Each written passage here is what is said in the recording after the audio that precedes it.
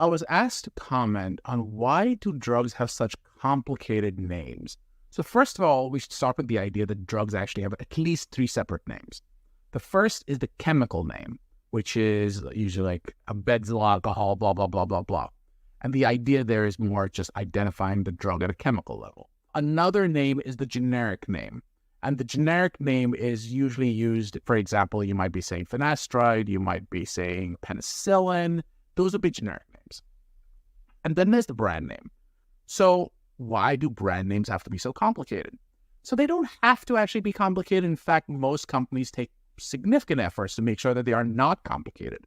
However, the FDA does require that your name be unique. It should not be confusing, because if you have another drug that is a quote-unquote look-alike, sound-alike, that can be problematic because the doctor might prescribe one drug and you get another drug. So what you're really trying to do is make sure that your drug does not get confused with another drug at the point of prescribing.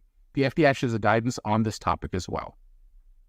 Additionally, you are also trying to balance with FDA and IP concerns, intellectual property concerns. So your trademark on your drug has to be such that it's unique.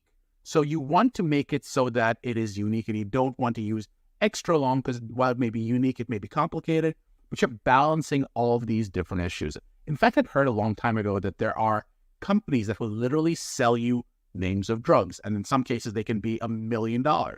Why? Because every day you're not in the market can cost you well over $1 million. So it's cheaper to pay the $1 million and bring your drug onto the market. But you don't want a drug that's confusing, that's hard to remember, and or that's really hard to prescribe. And so you're balancing FDA interests, FTC interests, which is really in the marketing space, intellectual property interests of the USPTO interests, and several others. Hope that helps. Let me know, what is the most confusing drug name that you know? This is the Darshan Talks.